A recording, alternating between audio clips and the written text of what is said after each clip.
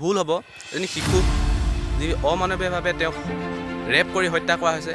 এক লৈ বহুত খং বিষম খং উঠিছে। মাত্ৰ 12 বছৰ সুমিলাৰ বয়স আছিল মাত্ৰ 12 বছৰ। এই সম্পূৰ্ণ তদন্ত কৰিব লাগে আৰু দুখীয়া উপযুক্ত শাস্তি পাব লাগে। এনেকুৱা নিষ্ঠুৰ মানুহ এই পৃথিৱীত এতিয়াও আছে। মানৱীয়তাৰ খাতিৰত সকলো এই ঘটনাটোৰ লগত জড়িত ব্যক্তিগত যাতে উচিত তেওঁলোকে শাস্তি পায়, তাৰ বাবে সকলো মানৱীয়তাৰ খাতিৰত মানুহ ওলাই আহক আৰু justice for Sumila. Hey guys, welcome back to my YouTube channel. আপোনালোকৰ হোষ্ট আৰু দোষ্ট মই লৰিছ। আজি এই ভিডিঅ'টো কোনো ধৰণৰ ব্লগিং অথবা এণ্টাৰটেইনমেণ্ট ভিডিঅ' নহয়। যিসকলে নাজানে তেওঁলোকৰ জ্ঞানতহে কৈ দিওঁ যে অলপ দিনৰ আগত নগাঁও জিলাৰ ৰহাত যিটো ঘটনা সংঘটিত হৈ গ'ল সুমিলা ৰংহাম্পি নামৰ ভণ্টিজনীৰ লগত, সেই ঘটনাটোৰ ওপৰত। আজিৰ যুগত, ইমান আধুনিক যুগতো যে এনেকুৱা মানুহ থাকিব পাৰে। এজনী কাম কৰা ছোৱালীক ধৰ্ষণ কৰি জীৱনতে জ্বলাই দিয়া হ'ল। সেয়েহে এই ঘটনাটোৰ ওপৰত মোৰ কিছুমান ফ্ৰেণ্ডছ আৰু বন্ধু ইউটিউবাৰে কিছুমান শ্বৰ্ট ভিডিঅ' মেছেজ মোলৈ পঠিয়াইছে আৰু সেয়ে আপোনালোকক দেখাব বিচাৰিছোঁ। লগতে আপোনালোকেও আপোনালোকৰ নিজৰ মতামত দোষীয়ে কিদৰে শাস্তি পাব লাগে তলত কমেণ্ট কৰি জনাব। ছোৱালী বুলি ক'লে বিশেষ ভুল হ'ব এজনী শিশুক যি অমানৱীয়ভাৱে তেওঁক ৰেপ কৰি হত্যা কৰা হৈছে। এক লৈ বহুত খং বিষম খং উঠিছে। ঠিক আছে, বহুত বিষম খং উঠিছে। তো আমি অকল ফেচবুক হোৱাটছএপত RIP বুলি কৈ মমবাতি জ্বলাই অকল পোষ্ট দিলে নহ'ব। ইয়াক আমি হাতে কামে লাগিব। উচিত শাস্তি দোষীয়ে পাবই লাগিব। ঠিক আছে, যদি উচিত শাস্তি আইনে দিব নোৱাৰে, চৰকাৰে দিব নোৱাৰে, ৰাইজৰ হাতত গতাই দিয়ক। ঠিক আছে, অসমত বুলি নহয় গোটেই পৃথিৱীত এনেকুৱা ধৰণৰ হত্যাকাণ্ড হ'ব নালাগে আৰু এনেকুৱা কোনো ৰেপ হ'ব নালাগে, এনেকুৱা শিশুৰ ওপৰত এনেকৈ অমানৱীয়ভাৱে হত্যাকাণ্ড হ'ব নালাগে। তাক লৈ চৰকাৰখনে অলপ সুদৃষ্টি চাব লাগে, যাতে অলপ এয়া কঠোৰ আইন গঠন কৰিব লাগে, যাতে এনেকুৱা ভুল আৰু দ্বিতীয়জনে কেতিয়াও নকৰে। ধন্যবাদ, জয় হিন্দ। সঁচাকৈ ভাবিলে বহুত বেছি দুখ লাগে। আজি যোৱা কেইদিনমানৰ আগত 12 বছৰীয়া এজনী শিশু বুলি ক'ব লাগিব, 12 বছৰীয়া এজনী ছোৱালীক গুৰুত্বভাৱে বলৎকাৰ কৰি তেওঁ হত্যা কৰি জ্বলাই দিয়া হৈছে। সুমিলা ৰংহাম্পি নামৰ এজনী ছোৱালীক সঁচাকৈ বহুত বেছি দুখ লাগে। নিজৰ ভণ্টিৰ দৰে এজনী 12 বছৰীয়া ছোৱালীক হত্যা কৰিছে, বলৎকাৰ কৰি জ্বলাই দিয়া হৈছে। গতিকে বন্ধুসকল, মানৱীয়তাৰ খাতিৰত সকলো এই ঘটনাটোৰ লগত জড়িত ব্যক্তিগত যাতে উচিত তেওঁলোকে শাস্তি পায়, তাৰ বাবে সকলো মানৱীয়তাৰ খাতিৰত মানুহ ওলাই আহক আৰু তেওঁলোকে এটা মাত দিয়ক। আমি সকলোৱে মাত দিলেহে তেওঁলোকে উচিত তদন্ত কৰি তেওঁলোকে উচিত শাস্তি পাব। মই প্ৰথমবাৰ আকৌ ৰিপিট নকৰোঁ। আপোনালোকে হয়তো সকলোৱে জানে যে মই কি কথা ক'বলৈ গৈ আছোঁ আৰু এই ভিডিঅ'টো কি ওপৰত বনিবলৈ গৈ আছে। এইটোৱে কওঁ যে দোষী যোনে নহওক সোনকালে শাস্তি পাব লাগে। আৰু আমাৰ যিহেতু ন্যায় ব্যৱস্থাটো বহুত শ্ল' গম পায়, আৰু সেইটো যাতে হ'বলৈ আমি নিদিওঁ। গতিকে আমি সকলোৱে নিজৰ ভইচটো ৰেইজ কৰক, যাতে ওপৰত যাতে প্ৰেছাৰ পৰে আৰু সোনকালে দুখীয়া শাস্তি পায়, আৰু এনেকুৱা ঘটনা যাতে আমাৰ ইয়াত আৰু নহয়, সেইটো কাৰণে আমি চেষ্টা কৰিব লাগে। কাৰণ এনেকৈ থাকিলে নহ'ব। আমি হাতে কামে সকলো লাগিব। কাৰণ আজি সুমিলা মৰিছে, কাইলৈ আৰু কাৰোবাক জ্বলাব। কাৰণ যদি শাসন ব্যৱস্থা কঠোৰ নকৰে তেনেহ'লে এইটো ৰেগুলাৰ চলি থাকিব। প্ৰতিদিনে এনেকুৱা কেছ শুনি আছোঁ। কাৰোবাৰ মন গৈছে কাটি পেলাইছে, কাৰোবাক মন গৈছে মাৰি পেলাইছে। এইটো কথা নহয়।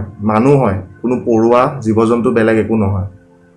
মানুহ জন্ম হ'বলৈ হ'লে বহুত কষ্টৰ মূৰত জন্ম হয়। গতিকে সেই জীৱনটো বচাই ৰাখিবলৈ হ'লে আমাৰ শাসন ব্যৱস্থাটো কঠোৰ কৰিব লাগিব। এনেকৈ শাসন কৰিলে নহয়, যাতে মানুহে এবাৰ মৰাৰ পিছত তাক যিটো শাসন কৰে, তাক যিটো শাস্তি দিয়ে, যাতে নেক্সট আকৌ এটা মানুহে সেইটো ভুল কৰিবলৈ কেতিয়াও আগবাঢ়ি নাযায়। তাৰ কাৰণে চৰকাৰক অনুৰোধ জনাইছোঁ যাতে নেক্সট টাইমৰ পৰা এনেকুৱা কেতিয়াও নহয়।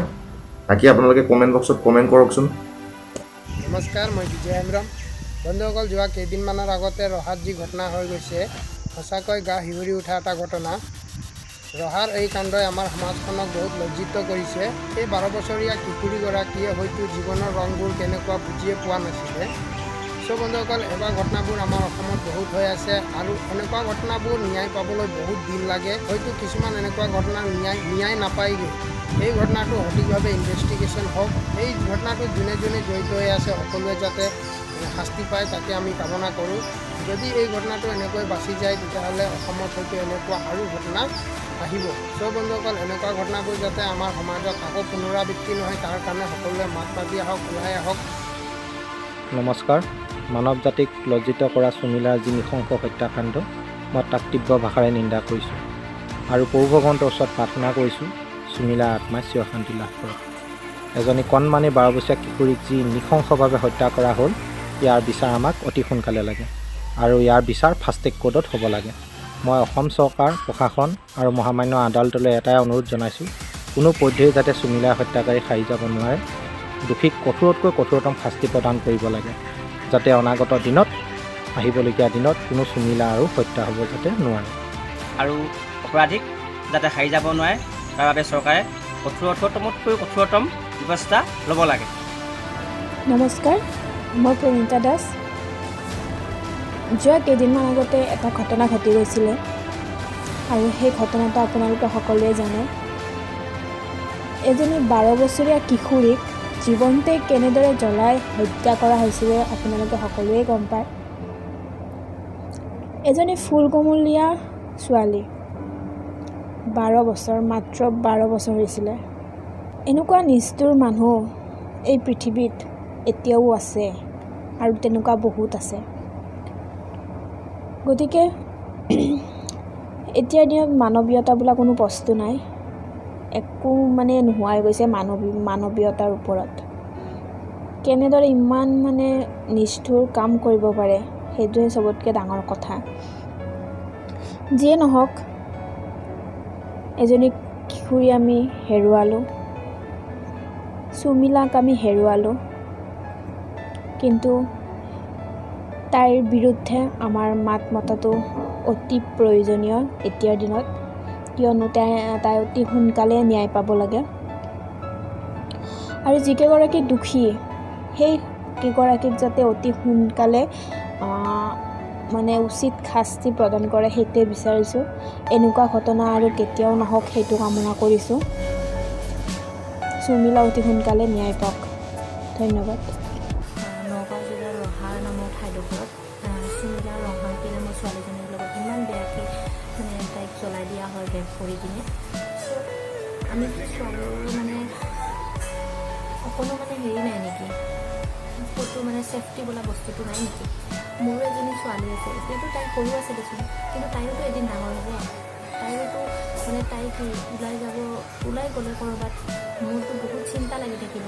এনেকুৱা যদি হৈ যায় দেশখন, তেতিয়াহ'লেতো ছোৱালী জন্ম দিয়াটোৱে মানে মহাপাপ নিচিনা হৈ যাব। মানুহে ছোৱালী জন্ম দিবই ভয় কৰিব ন। চ' প্লিজ মই আপোনালোকক সকলোকে মানে ৰিকুৱেষ্ট কৰিছোঁ যেন চুমিলাৰ হৈ মাত মাতে সকলোৱে, মানে সেইটোৱে বিচাৰিছোঁ। ভৱিষ্যতে তেনে এটা ঘটনা যাতে নঘটে, এইটো মন কৰি মানে আমাৰ পুলিচ ডিপাৰ্টমেণ্ট আৰু সুপ্ৰিম কোৰ্টে যাতে ভাল এটা ন্যায় ব্যৱস্থা লয় আৰু এই যোনবোৰ দোষী, সেই দোষীবোৰক মানে কাৰাতকৈ কাৰা শাস্তি দি তেনে এটা অনুভৱ এটা সৃষ্টি কৰি দিব লাগে, যাতে ভৱিষ্যতে তেনে এটা ঘটনা কেতিয়াও সৃষ্টি নহয়। আমাক এই চুমিলা ৰহাংকীৰ বাবে আমাক জাষ্টিচ লাগে। গতিকে মই সুপ্ৰিম কোৰ্ট আৰু পুলিচ ডিপাৰ্টমেণ্টক মই অনুৰোধ কৰিছোঁ যাতে এইটো ফাষ্ট ট্ৰেক কেছ এটা হেৰি কৰি আৰু সোনকালে মানে এই দোষীবোৰক শাস্তি দিয়ে, যাতে ওৱান জাষ্টিচ ফৰ চুমিলা ৰহাংকী। Thank you. Right now with a 13-year-old girl, and I never expected as a citizen of India, I never expected that such a situation, such a limelight news I will get to hear. And in such a situation, in such a COVID-19 crisis situation, I have got the news, and I'm very sad to say that, and I'm very unhappy to say that we should ensure the girl's safety first.